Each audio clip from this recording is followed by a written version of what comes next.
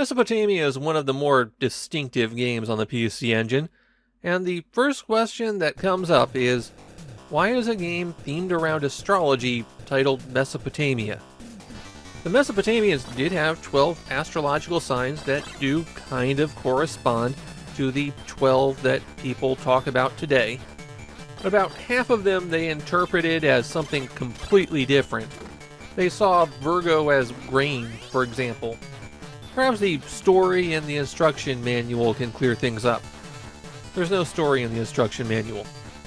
Even the introduction has a god knocking an egg off a tree that hatches into a slinky. And none of that is in Mesopotamian mythology. The ending, which I didn't reach, has cherubs carrying a slinky off to heaven and telling you that congratulations, the war ended in a victory for you. I think it's okay to just accept that this one doesn't make any sense. Mesopotamia is also a pretty rare PC Engine game. It's a game that demands a pretty high premium, easily costing more than 10,000 yen for a Hue card. When you start playing Mesopotamia, you're asked to enter your birth date. Why? Well, I'll get back to that in a few minutes. In Mesopotamia, you're playing as a slinky. You walk downstairs, alone or in pairs, and make a slinkity sound. Okay, no pairs because there's no co-op in the game, and I feel like they really missed an opportunity there. Your slinky can stick to any surface, and you move around by flexing your spring. You'll notice that the entire world is divided up into discrete square blocks.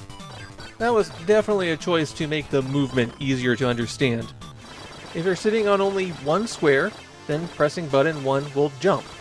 And by jump I mean push away from the surface that you're on.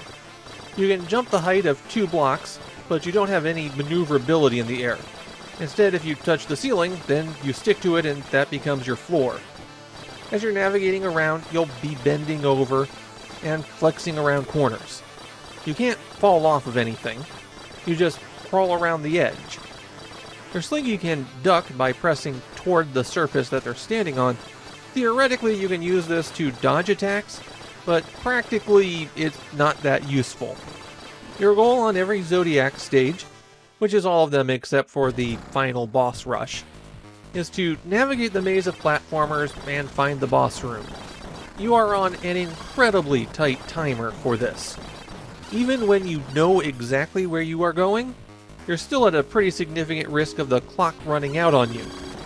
Now if that does happen, then you die and respawn exactly where you were. It's only if your lives run out and you continue that you're sent back to the start of a stage. Many of the stages in Mesopotamia are complete mazes, just an endless network of passages. And this becomes one of the primary problems with Mesopotamia. When your central game mechanic is exploration, then you can't make 3/4 of your game's environment totally useless. You don't have to splash paths with yellow paint and put navigation markers on the screen, though in the case of Mesopotamia, a nav marker actually would improve things. The important thing is you need to give players a reason to explore other than finding the endpoint. And in Mesopotamia, you travel long distances to find a dead end with nothing. No power-ups, no additional information that helps you navigate, just a very long dead end. There's no way to know it's a dead end until you head in that direction and thoroughly explore it. You're essentially wandering at random. And remember, Mesopotamia actively punishes you for not going straight to the goal. And these aren't little things where you've got a left fork and a right fork, and you just have to pick the correct one. Picking wrong at the junction means you're in a long series of complicated paths, and none of them are correct. It's important to give the player something for checking out those places, and if the power-ups were just there, then it would go a long way to balancing Mesopotamia. The timer would still need to be extended because you lose your power-ups on death, but getting a life bar extension or a triple shot would take some of the sting out of going the wrong way. Instead, power-ups are randomly dropped by enemies, and I do mean random. Sometimes you get lucky and you're absurdly overpowered, and sometimes you don't and you just have to deal with it. Most enemies besides the bosses die in one hit, and if they drop an item, it'll continue on the same path that they were traveling. That can be helpful if they were heading straight toward you, but in a lot of cases, you can only shoot the enemy as they're passing, in which case the power-up's gone. Also, your view is in so tight and enemies are coming in so fast that it can be really difficult to avoid things when they're heading straight at you. If you're moving in a direction and they appear, then you need to suddenly stop dead, hope you're in the right position to take a shot, and then hit them. Otherwise, you need to back up and fire. You shoot to the sides when the slinky is in a canister shape, and out from the middle when it's bent around something. That means you're shooting up when you're on a flat surface, and at a 45-degree angle if you're going around a corner. As for those power-ups, the one that looks like a hexagon permanently extends your life bar by 1 point. That's the only upgrade that carries over if you die. And along those lines, the heart restores some of your health. There are 2 shot upgrades, one that makes your bullets rebound, and another that triples your firepower, adding extra guns. The sun makes you invulnerable for a short time, and the wing speeds up your movement. The one drop to avoid is the cross with a question mark in it.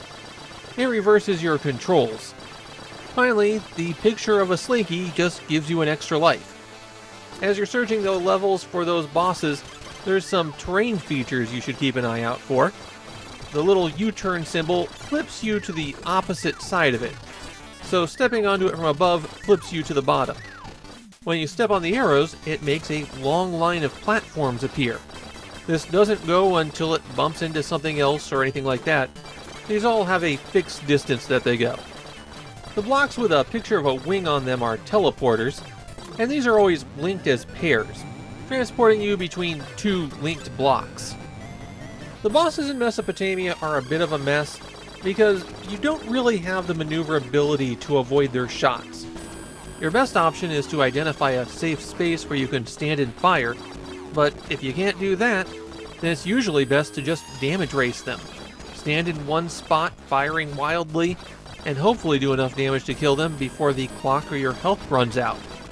There is one special thing about the bosses. You remember that birth date you entered at the start of the game?